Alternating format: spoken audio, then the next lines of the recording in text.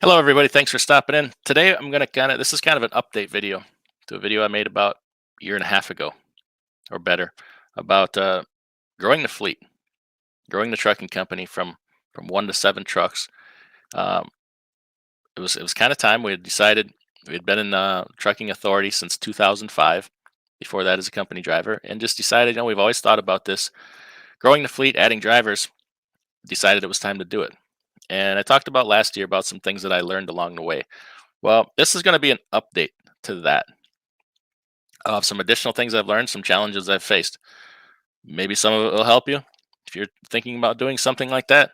If you're thinking about doing some of that, maybe some of these things will make you say, "Hey, I don't want to deal with that, so I'm not going to do that." But this is my experience, my truth. Is it right or wrong for you? You make that decision. Everybody has their own thing, and there's probably one thing I'm going to say here that's going to probably piss off 90% of the people here, but it is my truth, my experience, and the best way I've found to do it. And I think I think it stands on its own 2 legs, whether people like it or not. So the first challenge or thing I've learned, people. This is like any other business. This is a business all about people, employees, workers. Make this succeed or fail based on the people that you choose. Dealing with different people, everybody has to be treated differently but equal, and that's a challenge sometimes. That can be a full-time job in itself. I like to think that I've built a team of good people here, but they all have to be treated different. Some people need to be told things very direct. Some people kind of got to be brought along and coddled. Everybody comes in at a different level of experience and knowledge. Some of them are just ready to go. Some of them you got to bring them along. Uh, and that's first you got to learn where they're at, right? That's a challenge in itself. You learn where they're at, and then you say, okay, here's where we go from here. Um, some people are great at communication. Others, it is like pulling teeth, right? That is one of the biggest things I stress is communication. So that's a challenge. When you get what you give. So treating people a certain way gets you back treatment a certain way. So for instance, one of the things I tell people is, hey, this is trucking. People come and people go. There comes a time when you got to go, or I decide you have to go. We talk about it, uh, adult to adult, and we make it happen. Like if you have to leave, don't text me or email me and just disappear.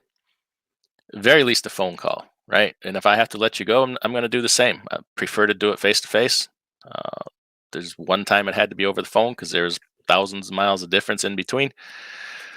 But for most part, it's I've gotten back what I have given, and with one exception, anybody that's worked here, we still talk occasionally. We're on speaking terms, and we text, we blah blah blah, whatever. If they need something from me, I give it, whatever. So and people will also make or break your business. So we will always be working on that, different things that I can do and they can do to make it better for everybody. Everybody kind of has to understand the greater good mentality here, that when good things happen for the company, it happens for all of us. And we're a small company. On a bigger company level, thousands of hundreds or thousands of workers. Yeah, that's not going to be the case. But in a small company here, it really is. It does when we change something to make it better, it gets better for all of us. Or one of us does something good, and in the same way, when someone does something bad, it affects all of us too. So everybody has to understand that. Now, here's the part where I probably lose most of you. Building business credit. Uh, Most of the advice on YouTube about you have to build your business credit to build your business, it's one of the most important things, is absolute horse crap. This comes from experience of having done it. Will that work? A lot of times. A lot of times it won't. There's a better way to do it. All right. There's a better way to do it. And let me tell you first why that's not the best way to do it. Or it hasn't been for me, I should say. Like I said, my experience, my opinion. You're welcome to your own. Focusing too much on building credit will cause you to make decisions that maybe are not the best for your business. Number one, you're probably going to take on some debt you really don't need, want, or the best terms. Some of it's probably going to be credit cards, which is just, please don't do that. There's somebody out there right now telling you build your business on credit cards. They when things turn, they will get slaughtered. They will get annihilated. Uh, Number two, that energy could be focused more in a more productive space. The energy you're putting into worrying about building business credit and corporate credit is probably better focused in different areas at first. That'll come a time for that later on. We'll get back to that. And it's a general misunderstanding. Until you are a sizable business, you are not going to have true corporate credit with no personal guarantee. Because the loan is in your business name does not mean there's no personal guarantee. It is not an easy task in this world to get corporate credit with no personal guarantee. Despite what they tell you, read the contract. They're coming after you, right? They're going to sue you if you default on it. You'll find out there is in fact a personal guarantee. The better way to do it, build your credit as a byproduct of building a good business, a profitable business. So if your main goal is only to build credit, you're going to be constantly borrowing money from a position of weakness. You build your credit and borrow money as a byproduct of growing a good, strong, profitable business. You will be borrowing money from a position of strength. And let me tell you what, it is way different. It is all the difference. When you can borrow money without even asking, when they come to you trying to give you money because you've built a strong, profitable business, it's very different. The terms are different. I mean, you're going to get more money than you even need. You have to be careful. You have to exercise self-restraint not to use all this credit. But it's going to put you in a very different situation, right? For instance, um, I did not, wasn't even a top 10 concern of mine to build business credit. I just started working on the business, equipment, driving costs down, finding the best deals on fuel, maintenance, tires, equipment, everything, running a good business and not letting, well, wait, we'll come back to that in a second. So when I went to open my accounts at the banks, I should say at my credit union, I sat down with the vice president of lending, said, I want to know everything you offer for business. So we got business checking account, debit card, which he raised the limit on. So if you're traveling, you need a higher limit. A credit card through that credit union, which is we could come back to that a little later, and a suite of different products that they offer for businesses. And I got to know this person face to face, face to face. And when I would go in there, sometimes I would stop by and have a conversation with them. Say, hey, you talk to 100 different business owners. What are they thinking about this, or what are they thinking about that? They get to know you. They get to know your train of thought, what you're thinking, what you're focused on.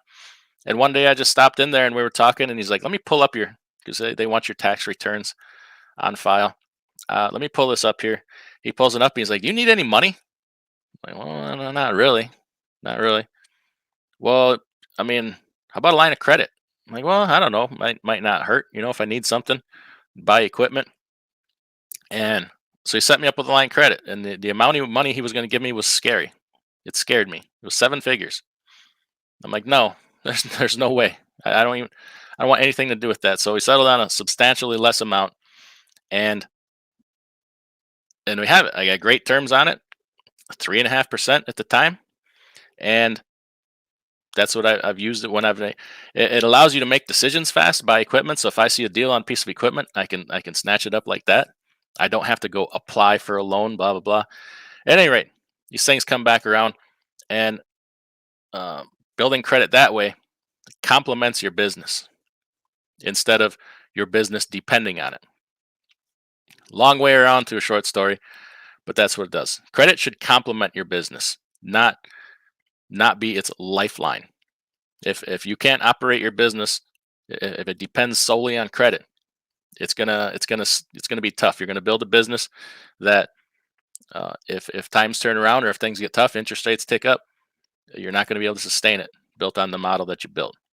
And that goes contrary to what most people are telling you on YouTube and in life. I'm still here. A lot of them aren't. That's that's what's worked for me. Now, coming back to building a profitable business, another thing here is not letting your accountant, and you could throw your banker in there, not letting your accountant and your banker run your business. You run your business, they do their part. And what I mean by that, farming is notorious for this, letting their accountant run the business. Every year going in to do your taxes, you got to spend all this money to wipe your taxes down to zero, your income down to zero. You're going to owe taxes. Uh, it will cause you to make decisions that you would not have ordinarily otherwise made, do unnecessary things in order to achieve a task that is may not be what's best for your business. So if you're going into your accountant every year tax time and they're telling you you're going to owe some taxes if you don't spend a whole bunch of money, sometimes that's good advice. Uh, Understanding the time and place for it, but to do it year after year to wipe your income to zero, well, guess what? You're going to have a hard time borrowing money running a business that does not show a profit. Yes, bankers can do manual underwriting, take off depreciation, blah, blah, blah. Not all of them do that. They still want to see a profit, especially if you're a married uh, small business owner and your spouse does not work outside the home. If you have a spouse that works outside the home, brings in an income, yeah, it's going to be much easier. If your sole income is this business, it's going to be tough for you never showing a profit, trying to borrow money. Your accountant, yeah, it's their job to save you taxes. That's their niche. It's your banker's job to loan you money, but you run your business. You know what's best for your business. Take their advice, learn it, understand it, and make the overall best decision. The next thing, this is probably also going to rub some people the wrong way.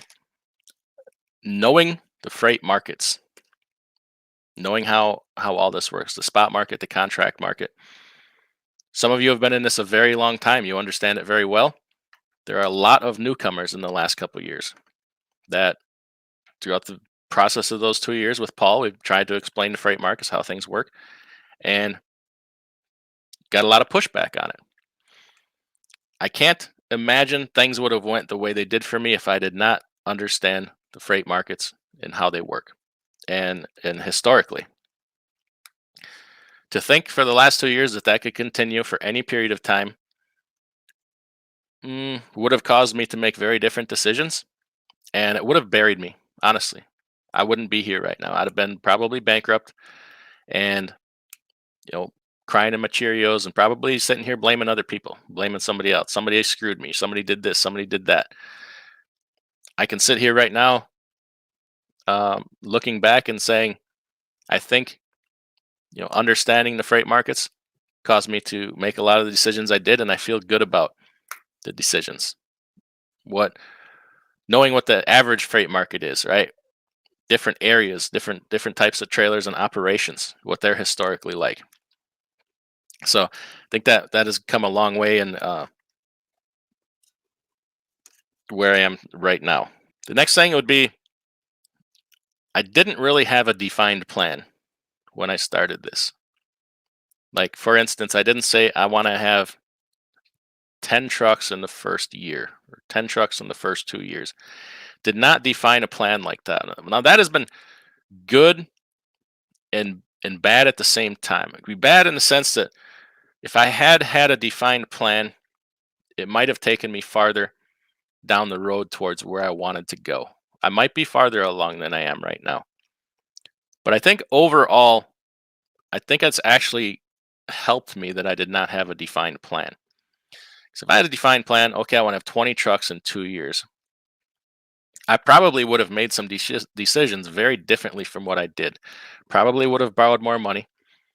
Probably would have grown much faster. Maybe brought some people on that I didn't think were qualified. Put me in a weaker financial position, and would have been way more stressful on me. My learning experience would have been different. I'd have been far too busy to sit back and look at and judge things and learn from them. My only focus would have been grow, grow, grow. So I think overall, not having an extremely defined plan allowed me to cut myself a little bit of a break and not push so hard and make better decisions. My If you go back and listen, I think I even said I think my main plan. Somebody asked me, "What's your goal after 1 year or 2 years?" I know Paul had asked me this. What's your goal? I said my goal is to still be here because I'm fully aware in life of how many businesses fail after the first year, and then after 5 years, how many of those that are still left are still in business. It's an astronomical failure rate in most businesses, especially trucking. So I think my only goal that I stated was that I want to still be here, and I am. So I'm happy about that. Now we'll make some new goals going forward. Haven't really given a ton of thought to what they will be, but I think once again I'm not going to put too much pressure on myself. My One of my main goals right now is if we grow, I grow with minimal debt because that has made all the difference in a time like this. It's For a lot of people, it's the difference of still being here and not. The next thing is ignore noise and opinions of other people. I've taken a ton of criticism from people of some of the things that I did, approaches I've taken, some things that I've said in this process here, and largely I don't care. People will try to hold you back. People don't want to see you better than them, do better than them. Be bold. I've learned over the last 2 years to be bold about certain things. You just heard me say some bold stuff about credit that 95% of the people are going to tear me apart on. And I don't give a damn because guess what? I'm sitting right here where I am today, and not everybody can say that. And if it gets me a ton of crap, I don't care. I believe it to be true. And I believe most of your successful people, business people, will agree on that when they sit back and think about it in the way that they did it. I do not compare myself to any of them. I'm only am where I am right now. Be bold in your convictions, and it's your business. Like I said, what your accountant thinks, what your banker thinks, take their advice. They're smart people. They know what they're talking about. But if you have a strong, strong conviction that you should build your company debt free, then build your company debt free. If you have a strong conviction that you should only have Freightliner Cascadias in your fleet, then have Freightliner Cascadias. If you know, if you're strongly convicted about something, first make sure that it makes sense.